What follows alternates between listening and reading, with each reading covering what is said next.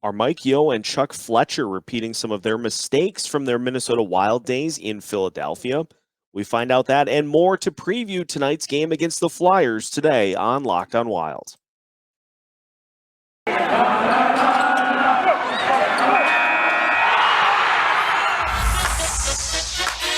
You're Locked on Wild, your daily podcast on the Minnesota Wild, part of the Locked On Podcast Network, your team every day.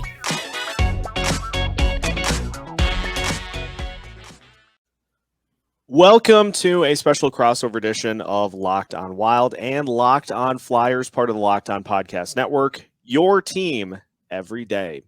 Thank you for making Locked on Wild and Locked on Flyers your first listen every day. Just as a reminder, both shows are free and available wherever you listen to podcasts.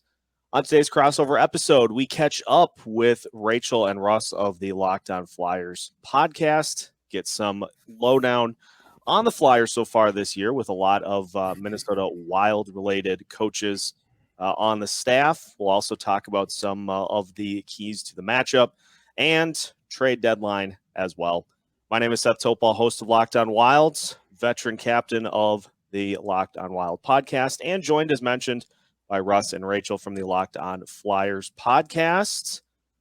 Welcome. How's everybody doing? Good. Pretty good. Now we're going to start on the Wild side, and I've got some questions that are Flyers related for you to get it going. Obviously, Mike Yeo, John Torchetti, Chuck Fletcher have Minnesota Wild ties. My first question is, the Flyers are going through this season and looking ahead to, what does the group look like after this year? Obviously made a coaching change in season, and Mike Yeo is the interim head coach. Has he been given any consideration for the full-time job going into next season and beyond? No. I'm going to say, the answer is no. I think that it's very clear based on the performance of the team that while he says all of the right things and he knows exactly what's wrong with this team, he cannot get them to perform. And that's just the bottom line here. And the management, Chuck Fletcher, have been saying we're putting off the coaching search and decision until the off season. So that has been made abundantly clear, but it's very obvious that they're just going to ride out the rest of the season with Mike Yeo and then try and find whoever in the off season. It's the same Mike Yeo who represented the Minnesota Wild back in the day. And that's why you no longer have any of those coaches there or GMs or whatever. Yeah.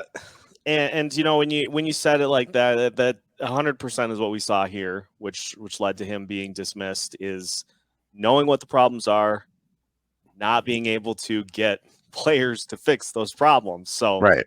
That certainly is a familiar refrain from his final months here as Minnesota Wild head coach. Obviously on the Wild side, keeping an eye on Claude Giroux as we get closer to the trade deadline.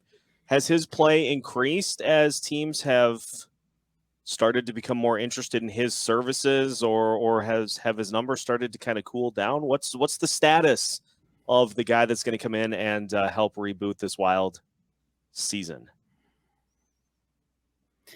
I think he's been playing like Claude Giroux. I think that he has had a really strong season for him this year. It's not a ridiculous amount of scoring because that's not him anymore. He's a playmaker.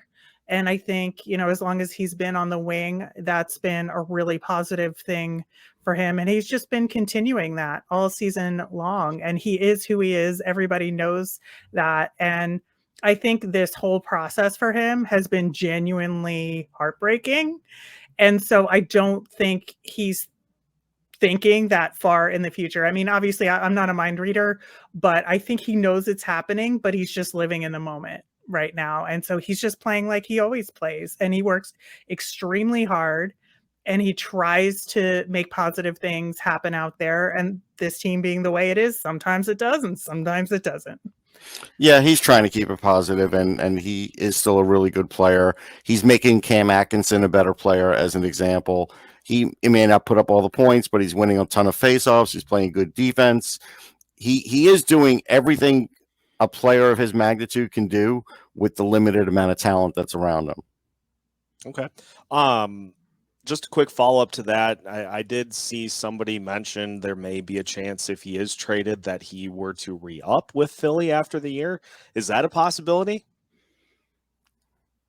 I don't think so. I think for him, my guess is he'll want to close that door. But also, I don't think the Flyers are in a position cap-wise to make That's it the work. big reason. Yeah. That makes sense. With this season being kind of it hasn't been a great season for the Flyers. Nobody's surprised or is going to be shocked to hear that. But obviously, there have to have been some bright spots so far this year, or some young players that have gotten some playing time and have done something with it. So, have there been some gems that have shown through so far this season on the Flyers roster? Here's what I'll say about it while Rachel's making good faces, and I appreciate it. There should have been some gems if Morgan Frost's usage were correct. He would probably be showing a lot better right now. If Isaac Ratcliffe could get more than 7 minutes a game, or 8 minutes a game, he could show a lot more right now.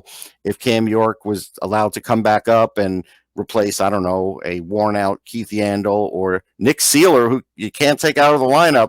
You know that. You remember him. All those things. Then there might have been some gems, but they haven't allowed there to be any gems up to this point, and it's puzzling. Yeah, that's exactly spot on, Russ. I think that there were so many opportunities to create moments for these kids to establish themselves in the NHL, and it just hasn't happened.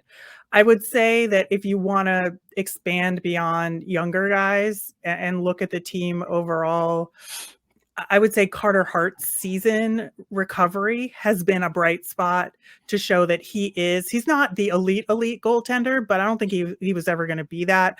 I think he's a very solid NHL goaltender, and the losses that the Flyers are having are, for the most part, not his fault. So I'm very pleased with Carter Hart's performance this year. I got to ask about Chuck Fletcher, because if I recall correctly, he got we always look for an owner giving a general manager the dreaded vocal vote of confidence in seasons that are in transition. Is Fletcher, what sort of temperature is Fletcher's seats? Is he going to get the off season to try to get this Flyers roster back on track? Where are things at with Chuck Fletcher as Flyers GM? I mean, I could start with this and just say his temperature is as even and mild as it is aggressiveness trying to change the team or pick up players. So really, the ownership is seemingly okay with him because he doesn't ruffle any feathers. He listens to the group around him and tries to make everybody happy, and doesn't really play to any particular strengths or get aggressive in the market. Or, like, as an example, a sign of aggressiveness might be, hey, let's trade a few of these players now so we can get young players playing and beat some of the teams to the market to gain assets, where if you wait till the last minute, all of a sudden it comes down to that last couple of phone calls and you never know what's going to happen. Things like that. So, as you know or remember him in Minnesota, he left you in cap hell. The Flyers are in cap hell. There's no two ways around it. That is a mark of Chuck Fletcher. So it's going pretty much how you would expect it to go. Yeah, I again getting flashbacks to the Fletcher tenure, to exactly what you guys are talking about. Some things never changed. No, it's interesting. You talk about the temperature and management temperature versus fan temperature are so diametrically opposed that it's hard to reconcile that in your head. That, are we living in the same world here? I do understand that management has to talk in a certain way because he's their hire, right? So they have to show a certain level of confidence, but just the disparity between what fans think of him and what management says is almost comical to behold. Well, it is interesting just to see how some of these names that Wild fans got so familiar with over the years are doing now in a different spot. We will flip it and we'll get some Minnesota Wild questions from Russ and Rachel of the Locked On Flyers podcast after this. Football might be over for this season, but basketball is in full steam for both pro and college hoops. From all the latest odds, totals, player performance props, to where the next fired coach is going to land, BetOnline.net is the number one spot for all of your sports betting needs. BetOnline remains the best spot for all of your sports scores, podcasts, and news this season. And it's not just basketball. BetOnline.net is your source for hockey, boxing, and UFC odds, everything you could possibly need all in one place. So head to their website today or use your mobile device to learn more about the trends and the action. You can find everything at BetOnline, where the game starts. Continuing today's episode of Locked On Wild and Locked On Flyers, and we flip things over now to ask some Wild-related questions. So, Russ and Rachel, the floor is yours. I'm an open book. So, talking about Chuck Fletcher and that whole regime with Mike Yeo, what is the biggest difference in the Wild now versus then? That's a great question. I think to start off, I look at Bill Guerin as the GM of this team, and it seems like he just has such a vivid plan and picture for what this roster needs to be. Under Fletcher, it always seemed like he had the core that Fletcher had the core that he built, and it seemed like we're just going to get a bunch of these good players together, and we'll add to it every season, every chance we get to try to kind of tinker and make this roster as good as it can be. Things plateaued very quickly under Chuck Fletcher, and so it seems to me he was a guy that looked more at we're just going to get this group of players to fit specific roles, whereas Guerin is having been through winning Stanley Cups and what it takes to make a run to go to a Stanley Cup final, he seems very much more like we're bringing this player in because they do this, and that fits with what we're trying to do. He seems like he has very much more of a specific idea about what each player on the team needs to do. And for Dean Evason, compared to Mike Yeo, he certainly has some things that he does that are similar to Yeo, but I think one of the most surprising things to me starting off Dean Evason's tenure was that incident that happened against the Vegas Golden Knights on the road, where Zach Parise was trying to get Marcus Foligno a hat trick, stayed on the ice through his shift, and the Golden Knights ended up tying the game and winning in overtime. Dean Evason, who was just into his full-time head coaching tenure, benched Zach Parise the game after that and said, this is not how we do things here. Considering how much we know now about the type of control that Parise and Suter had behind the scenes, it's a very, very bold decision for a guy who has just gotten his coaching tenure started. And that's not the kind of thing that I don't think Mike Yeo would have done something similar in that same situation. Evason just seems like he has a very good, very keen sense of what it takes to get particular players on the roster motivated.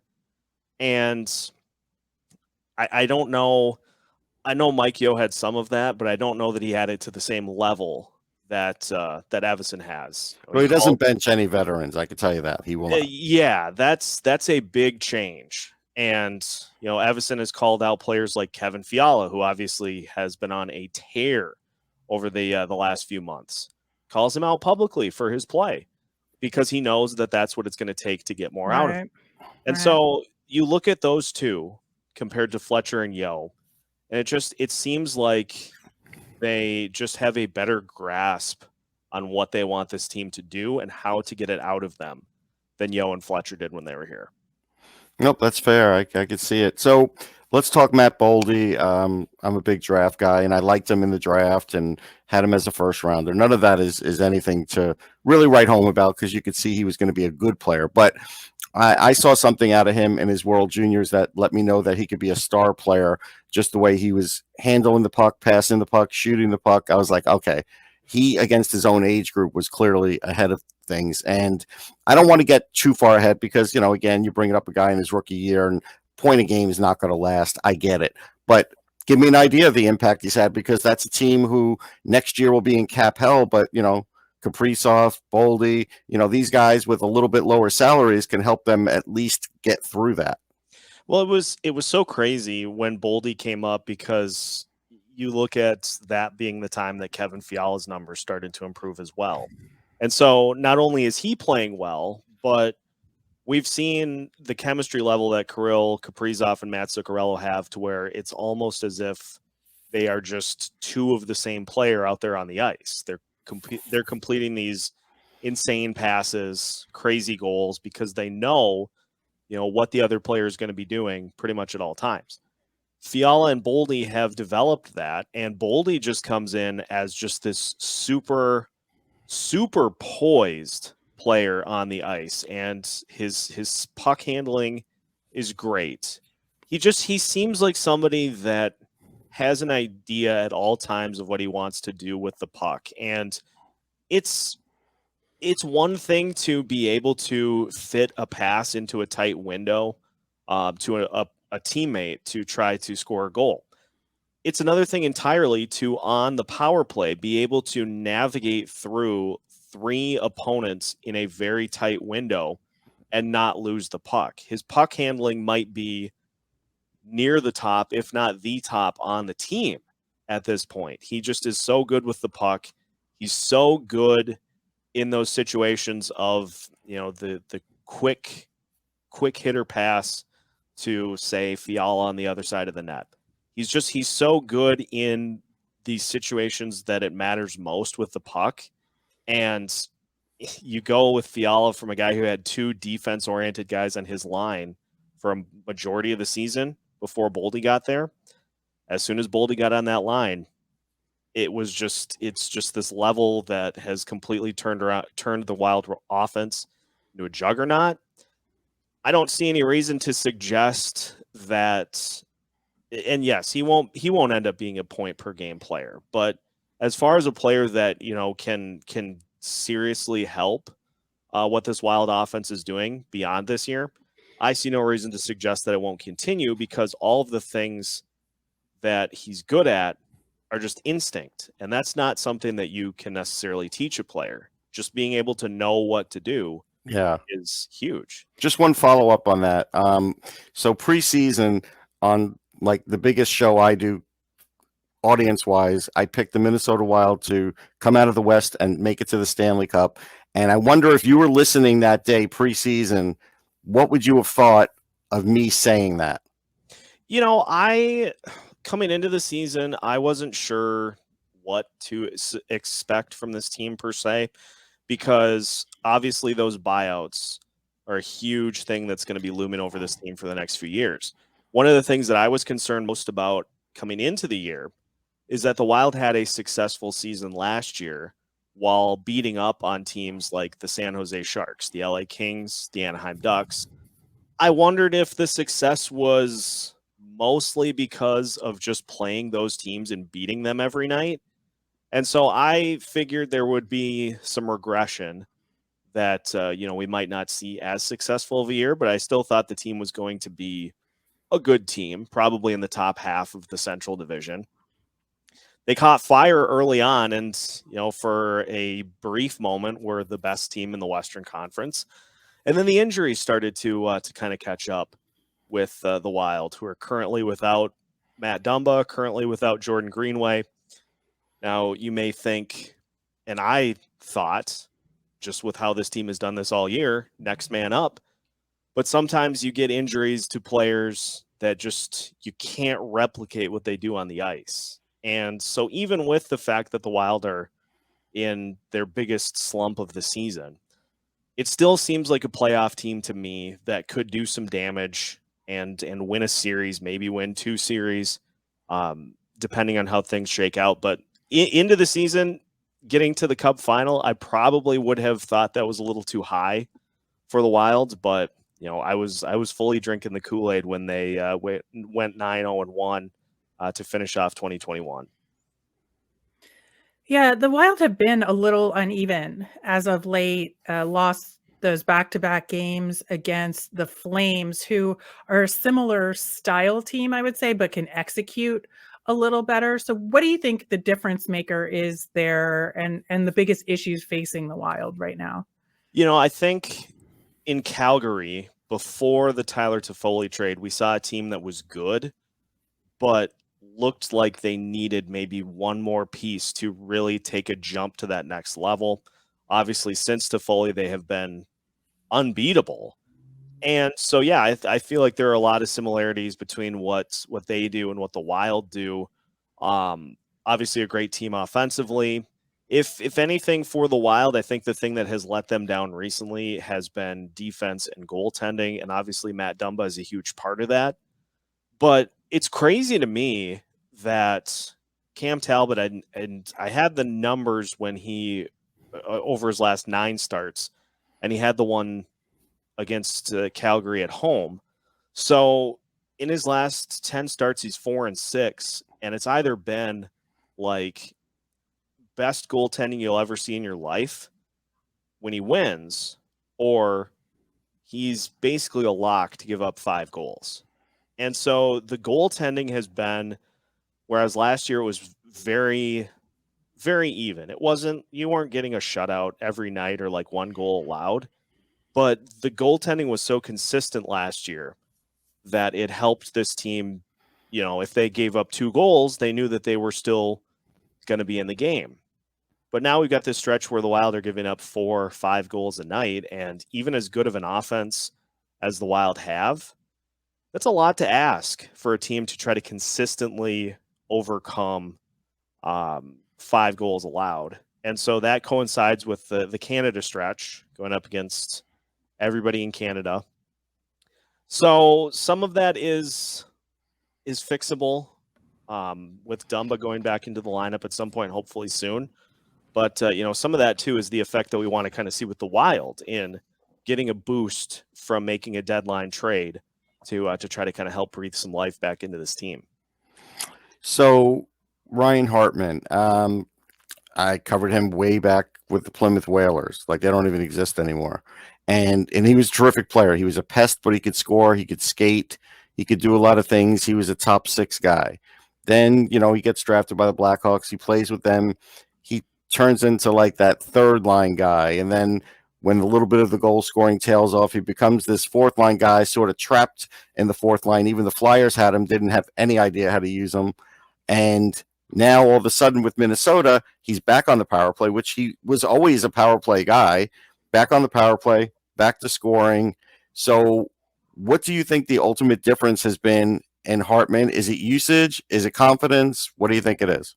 I think there are a few factors at play with Hartman. I think being on a line with Kirill Kaprizov to start the year and a guy who can just create so many good scoring opportunities for his line mates, I think certainly helped. And, you get a few goals going early in the season and that confidence just shoots through the roof. And coming into the year, Hartman himself was a guy who said that he needed to shoot the puck more. And so you put him on a line with Kirill, you're going to get the opportunities to do just that. Mm-hmm. But he played great in that playoff series against Vegas at the end of last year. And so we saw some of that build into this season. Now, recently, I think what we've seen with Hartman and with the Wild in general is you go up against some of those teams like, say, the Colorado Avalanche, Calgary, Toronto, those teams that have those really good top-line centers. You're starting to see Hartman lose a majority of the face-offs that he's in, which has then led to opposing teams being able to kind of keep away from that top line. His shot, I think, has started to kind of cool down a little bit as well. And shooting 12 or 13% or whatever he was at early on in the season was not sustainable. No. That wasn't going to be something that would happen throughout the course of the year. Right. And so I think it just has kind of become a scenario where opposing teams look and say, well, we can try our best to keep up and contend with Kaprizov, try to slow him down. We can try to slow Zuccarello down. Or I think what teams are starting to do is say, let's slow Hartman down and try to throw that line out of whack. And I think we're seeing teams start to attack the centers on this team. The wings are great. The Wild have, their top two lines, their wings, very, very good. And throughout the entire roster, they've got good wings. That center position has been a question mark. And I think teams are trying to attack those guys more to slow this offense down. And as of the last 7 games, it certainly has worked. So the Flyers power play is tragic in many, many ways. But looking for an opening here, the Wild penalty kill is kind of mid-level in the NHL right now and has struggled a little bit recently. Do you think this is an opening here where maybe the Flyers could get some mojo back on their power play? I do. The Wild's penalty kill has struggled with one thing pretty much all season. They struggle to clear the puck. Like we see scrums right down in front of the net, and Wild players are able to get a stick on the puck and seem to only be able to get it out to the top of the zone where opposing players are waiting. They can gear up and they can fire off another shot. Loose rebounds have been a big problem recently with the penalty kill too, as it seems like, whether it be Cam Talbot or Capo Kakinen, not as good with simply controlling the puck as they have been last year or even early on this year, which has led to some good rebound opportunities for opposing teams. It has been a concern, I think even more so since Matt Dumba went down. And, we don't think of Matt Dumba as a great defensive defenseman. He's more of an offense-oriented guy, but he has really taken some strides in that category, especially this year. And he's physical. He'll always blow up plays. Yes, right. That is a huge part of it too. But yeah, the special teams, just because the offense has been so wildly uneven over the last probably 10 games, but the power play and the penalty kill really slide under the radar because power play wise, they're not scoring on anybody, and penalty kill, it seems like is a guaranteed goal every night. So that is definitely a spot for the yeah, that's definitely a spot that the Flyers can take advantage. And on top of that, the Wild have not shied away from giving opposing teams no shortage of penalty opportunities. So all of that is a culmination for bad things from a Wild perspective, but I think that's certainly something for Philly to key in on. So one last thing for me, you talked about the goaltending, and short of trying to trade for Marc-Andre Fleury, which, Guerin might try and do, he knows him, but you have Kakinen in there, and he's very good. His stats are better than Talbot. I mean, I certainly know Talbot. I've covered him a long time. Why isn't he getting more of a role in seeing if he's just ready to be the hot goalie and go with that, rather than try and deal more assets and get a Fleury where you could maybe get another defenseman and shore things up there, or get a center and shore things up there? Yeah, that's I'm glad you asked that question, because this is one that I've been trying to kind of get to the bottom of myself. I don't know, and obviously the name speaks for itself. I don't know how much of an upgrade Marc-Andre Fleury is going to be over what the Wilds currently have, because you're asking this question of how much of his overall numbers and his underlying numbers are results of being on the Chicago Blackhawks this year. Mm-hmm. Is it some regression on his part with how old he is? Is it some of his teammates not playing well? I'm right with you. I would rather just see Kakinen get the nod as kind of the starter and just go with that for the rest of the year. Talbot is he's a veteran guy, and I think a lot of what is going on is the team just wants to give him an opportunity to try to fight out of it.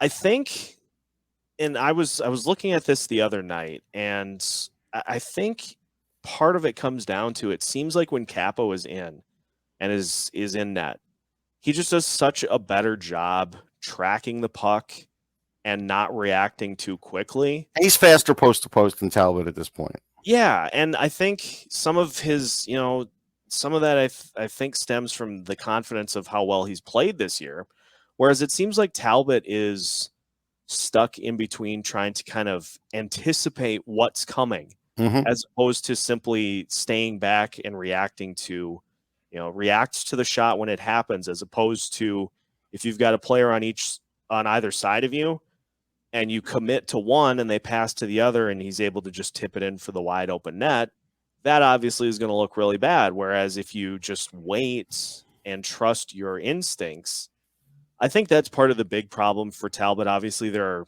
are other things, I'm sure, but it just seems like a confidence thing. And, kickers in the NFL, pitchers in Major League Baseball, golfers, there are no shortage of athletes throughout sports who suffer from lack of confidence, and it really impacts their game. Yeah, Talbot's better if he comes in and tries to steal the number one spot as the backup than being the number one. And I still would put him in that position now, knowing that, hey, ace in the hole, I could always fall back on that. Yeah, I like that. I like that theory. I would like to see Capo get more of the starts, because Talbot's contract is done, I believe, not after next year, but the year after that. And Jesper Wallstead should be ready by that point. He'll be ready by then. He will. Yeah, to take over. And so you're going to need somebody who can maybe help him out for a year, get him ready to take over the starts full time after that.